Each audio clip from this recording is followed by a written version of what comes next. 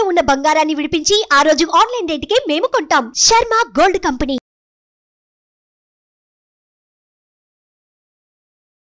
నమస్తే, welcome to Suman TV. నేను మీ యామిని. ప్రస్తుతం మనతో ఉన్నారు ప్రముఖ ఆధ్యాత్మికవేత్త, ప్రముఖ జ్యోతిష వాస్తు పండితులు బ్రహ్మశ్రీ డాక్టర్ నాయకంటి మల్లికార్జున శర్మ గారు ఉన్నారు. గురుగారితో మాట్లాడి మనకున్న సందేహాలని అడిగి తెలుసుకుందాం. నమస్కారం గురుగారు. నమస్కారం అమ్మా. గురుగారు, ఈ క్రోధినామ సంవత్సరంలో అంటే ఇప్పుడు నర్మదా నది పుష్కరాలు అనేది ప్రారంభమవుతుంది అంటున్నారు. అసలు విశిష్టత తెలియచేయండి వాటి తప్పకుండా అమ్మా. ఓం శ్రీ గురుభ్యో నమః. సార్ధత్రికోటి దేవగురువైన బృహస్పతి ఒక రాశిలోంచి మరొక రాశికి మారితే పుష్కరాలని వస్తుంటాయి. అంటే దాన్ని పుష్కరణి అంటారు. అక్కడ ప్రతి సంవత్సరం కూడా పుష్కరాలనే ఏర్పడుతూ ఉంటాయి. అంటే ఈసారి మనకి నర్మదా నది పుష్కరాలు అంటే ఒక దేవగురువైన బృహస్పతి ఒక్కొక్క రాశి నుంచి సంచారం చేస్తుంటే పుష్కరం అనేది ప్రారంభమవుతుంటుంది. అది 12 రోజుల పాటు ఉంటుంది. అంటే పుష్కరము అంటే 12 రోజుల పాటు పుష్కరాలు అని అంటారు. అయితే ఇక్కడ పుష్కరాల్లో ముందు ముఖ్యంగా వచ్చేటప్పటికల్లా మనకి దేవగురువైన బృహస్పతి కృత్తికా నక్షత్రం 2వ పాదం వృషభ రాశిలో సంచారం చేయటం వల్ల నర్మదా నది పుష్కరాలని ఏర్పడ్డాయి.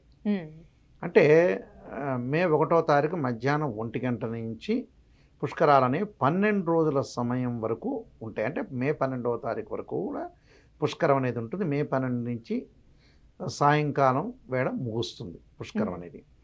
అంటే ఈ పుష్కరం అనేది సహజంగా ఎలా ఉంటుందనంటే ఈ నర్మదా నది పుష్కరాలులో ప్రత్యేకంగా కొంత విశిష్టత అనేది ఉంది. ఆ విశిష్టత ఏమిటి అనంటే ఈ ఓంకారేశ్వరంలో మన భారతదేశంలో ఓంకారేశ్వరంలో నర్మదా నది పుష్కరాలు జరుగుతాయి. అంటే 12 జ్యోతిర్లింగాల్లో ఒకటి ఓంకారేశ్వరం. అంటే ఇండోర్ నుంచి 77 కిలోమీటర్ల దూరంలో ఉంటుంది ఓంకారేశ్వరం. అయితే మధ్యప్రదేశ్లోని జబల్పూర్కి ఏమో 15 కిలోమీటర్ల దూరంలో ఉంటుంది ఇక్కడ. అయితే ఈ ముఖ్యంగా ఈ నర్మదా నది పుష్కరాలు అనేవి మనం చూస్తే మధ్యప్రదేశ్లోని కంటకీ పర్వతం మధ్యలో నర్మదా నది ఉద్భవించింది. అలానే మహారాష్ట్ర గుజరాత్ రాష్ట్రాల మీదుగా ప్రయాణం చేస్తుంది. అంటే చివరికి అరేబియా మహాసముద్రంలో కలుస్తూ ఉంటుంది. అంటే మార్కండేయ, మత్స్య, కూర్మ, పద్మ, స్కాంద పురాణాల్లో కూడా నర్మదా నది యొక్క విశ్లేషణ జరిగింది. అంటే ప్రస్తావన అనేది ఉంది. అంటే మత్స్య పురాణం కానీ, కూర్మ పురాణం కానీ, పద్మ పురాణం కానీ, స్కాంద పురాణంలో కానీ చెప్పబడింది. అంటే మార్కండేయ పురాణంలో చెప్పబడింది ఏంటంటే నర్మదా శివుని శరీరం నుంచి ఉద్భవించిన నది అని అర్థం. అంటే శివుడి యొక్క శరీరం నుంచి ఉద్భవించిన నది ఏంటంటే నర్మదా నది. అంటే ఈ నదికి రుద్రకన్యని, అయోనిజ అనే పేర్లు కూడా కలవు. అలానే హరివంశ గ్రంథంలో కూడా చంద్రుని యొక్క కుమార్తెగా నర్మదని వర్ణించారు. అలానే ఇక్కడ మధ్యప్రదేశ్లో ఓంకారేశ్వరము, భేదాఘాటులో పుణ్యక్షేత్రాల్లో స్నానాలు చేయటం, అంటే భేదాఘాట్లో స్నానం చేస్తారు. ఓంకారేశ్వరానికి వెళ్ళే అవకాశాలు చాలామంది ఉంటారు. అంటే నర్మదా నది ఉన్నది ఓంకారేశ్వరంలోనే. అంటే పితృదేవతల యొక్క అనుగ్రహానికి కలగటానికి పిండ ప్రధానాలు చేస్తారు. అయితే ఏంటంటే నర్మదా నది పుష్కరాల్లో దేవగురువైన బృహస్పతి ఆ 12 రోజులు కూడా ఆ పుష్కరంలో ఉంటాడని, గురువు ధనకారకుడు, సంతానకారకుడు, వివాహకారకుడు, భాగ్య లాభాధిపతుల కారకుడు గురువు. కాబట్టి ఆ రోజున పుష్కరంలో స్నానం చేస్తే గురువు యొక్క అనుగ్రహం లభిస్తుందని, అందువల్ల ఆ రోజున అక్కడుండే పురోహితుల ద్వారా గంగానదిలో భార్యాభర్తలు ఇద్దరు కూడా దిగి బ్రహ్మముండ్లు వేసుకొని చక్కగా ఆ పురోహితుల ద్వారా చక్కగా ఏదైతే ఆ పుష్కరంలో ఉండే ఇసుకను, మట్టిని నెత్తి మీద చల్లుకుంటారు. చల్లుకొని పిప్పలాదాత సముత్వన్న అనే మంత్రంతో సంకల్పం చెప్పిస్తారు. సంకల్పం అంటే ఓం ఆచిమ్య ప్రాణాయామ్య, ఓం కేశవాయ స్వనాన స్వ మాధవాయ స్వ గోవిందాయ నమః సంకల్పం చెప్పి కేశవనామాలు చెప్పి ఉత్తిష్టంతో భూతపిశాచ ఏతే భూంబారక ఏతేషే అవిరోధైన బ్రహ్మకర్మ సమారభే.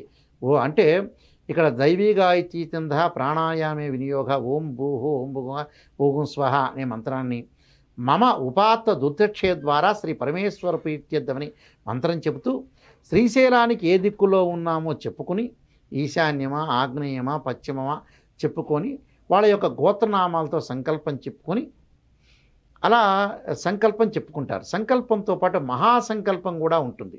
అంటే పిప్పలాధాత సముత్పన్నంగా ఆ మంత్రమే కాకుండా అంటే అధానంత వీర్యస్య శ్రీమదాది నారాయణ సజంత్యాపరమణస్య భ్రీమాణస్య మహాజలౌకే మధ్యే అనే మంత్రం ఉంటుంది.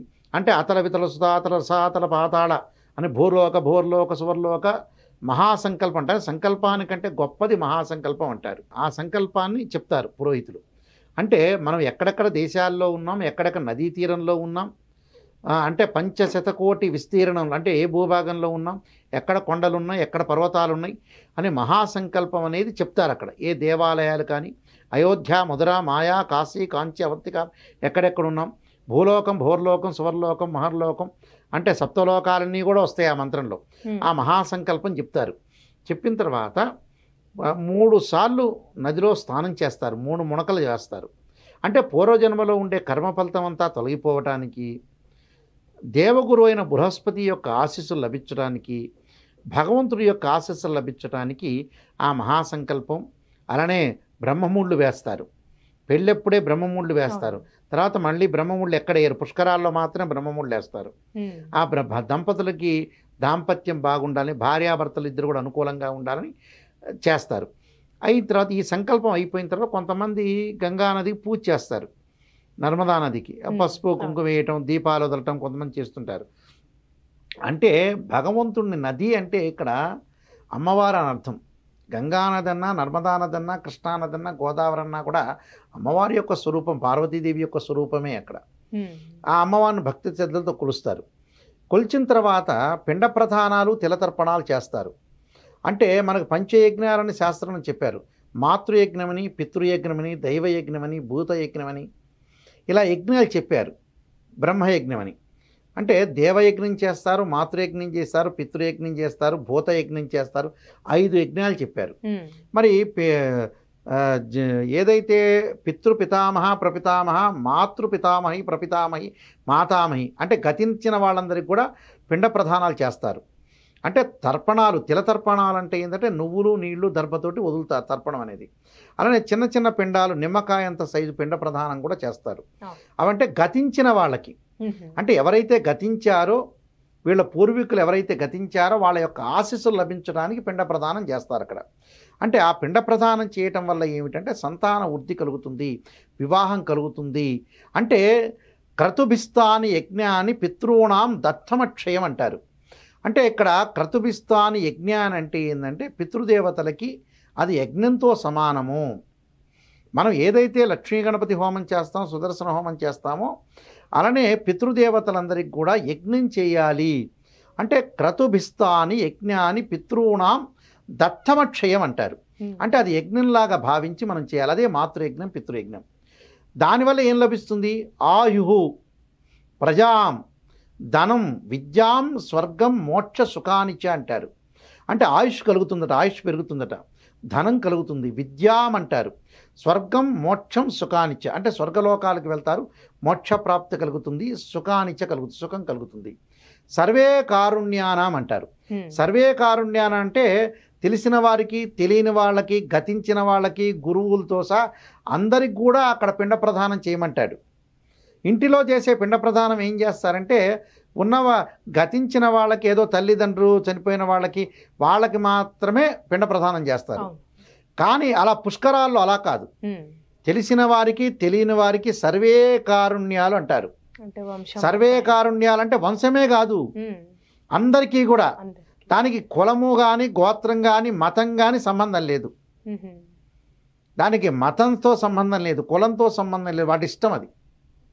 అంటే సర్వే కారుణ్యాలంటే అందరికి కూడా పిండ ప్రదానం చేయొచ్చు, అందరికి కూడా చేస్తే తప్పు లేదు అక్కడ. ఇదే కులం వాళ్ళు, ఇదే వంశం వాళ్ళు చేయాలని రూల్ లేదు. అది ఎవరైనా సరే మనకు తెలిసిన వాళ్ళకి కృతజ్ఞతాభావం తీర్చుకోవడానికి ఎవరికైనా సరే సర్వే కారుణ్యాలని వాళ్ళందరికీ కూడా పిండ ప్రధాన కార్యక్రమం చేస్తారు. దీనిలో ఆమశ్రాద్ధమని, అన్నశ్రాద్ధమని చేస్తారు. అలానే ఇక్కడ ఏదైతే శ్రాద్ధం అంటారు, అంటే శ్రద్ధతో చేసేదే శ్రాద్ధం అంటారు. అంటే భగవంతుడి యొక్క అనుగ్రహం అనేది ఉండాలి మనిషికి, పితృదేవతల యొక్క అనుగ్రహం కూడా ఉండాలి. చాలామంది కూడా మేము పితృదేవతలకి పిండ ప్రదానాలు చేస్తున్నామండి నాయకంటి గారు, మరి వాళ్ళకి ఎక్కడ చేరుతున్నాయి, వాళ్ళు ఎక్కడో ఒకటి జన్మెత్తుతారు కదా అనే ప్రశ్నలు కూడా సంధించే అవకాశం ఎక్కువ ఉంటుంది. అలా కాదు, పిండ ప్రదానం అనేది పితృదేవతలకి చేయటం వల్ల వాళ్ళు ఏ లోకంలో ఉన్నా ఆ లోకంలో మనం చేసే ఫలితం అనేది ఆ రూపంలో వాళ్ళకు అందుతుంది. అంటే మనం పిండ ప్రదానం చేసాము, ఒక తల్లికి చేశారు, ఒక అన్నకి చేశారు, ఆ పిండ ప్రదానం చేయటం వల్ల ఏదైతే వాళ్ళకి మనం చేశామో ఆ పుణ్యం అనేది వాళ్ళకి ఏదైతే కావలసిన రూపంలో ఆ పుణ్యం అనేది అందుతుంది అక్కడ. అంటే ఇప్పుడు ఉదాహరణకి ఇండియాలో మనం రూపాయలు వేసాం, 100 రూపాయలు వేసాం, అమెరికాలో ఎలా ఉంటుంది, డాలర్స్ రూపంలో మారిపోతుంది. అంటే ఇక్కడ ఏమిటి, మనం ఏదైతే పుణ్యం చేస్తామో వాళ్ళకి పిండ ప్రదానం చేస్తామో ఆ పిండ ప్రదానం అనేది వాళ్ళకు పనికొచ్చే అవసరానికి అది పనికొచ్చే రూపంలో మారిపోయి వాళ్ళ అవసరాన్ని తీరుస్తుంది. అంటే కృతజ్ఞతాభావం. అంటే తండ్రి దేహాన్ని ఇచ్చాడు, తల్లి దేహాన్ని ఇచ్చాడు, దాని యొక్క కృతజ్ఞతాభావం కూడా ఇంపార్టెంటేగా. అలాని చాలామంది మధ్యకాలంలో తల్లిదండ్రులు ఉన్నవాళ్ళని చూడటల్లా పిండ ప్రధానాలకు చాలా ప్రాధాన్యత ఇస్తున్నా, ఉన్నప్పుడు తండ్రిని తల్లిని చూడని వాళ్ళు కూడా ఎక్కువ మంది అయ్యారు ఈ మధ్యకాలంలో. పోయిన తర్వాత మటుకు అంగులు ఆర్భాటాలు చేసి టెంట్లు చేసి జనాలను చుట్టాలందరిని పిలిచడం ఎక్కువైపోయింది మధ్యన. ఉన్నప్పుడేమో ఒక ట్యాబ్లెట్ కూడా తెచ్చేయని వాళ్ళు చాలామంది ఉన్నారు. అలాంటి వ్యక్తులు కూడా చాలామంది ఉన్నారు. భగవంతుడు పైకి వెళ్ళంగానే యముడు అడుగుతాడు, ఈ వ్యక్తి ఇక్కడికి వచ్చాడు, ఈ ఫలాని వ్యక్తి వచ్చాడు, ఈయన 50 సార్లు తిరుపతికి వెళ్ళాడు, 50 సార్లు తిరుపతికి వెళ్ళాడు, 50 సార్లు శ్రీశైలంకి వెళ్ళాడు, కానీ తండ్రికి మటుకు అన్నం పెట్టాల. ఈ మార్కులు ఎంసెట్లో నెగిటివ్ మార్కులు లాగా తగ్గిపోతాయి.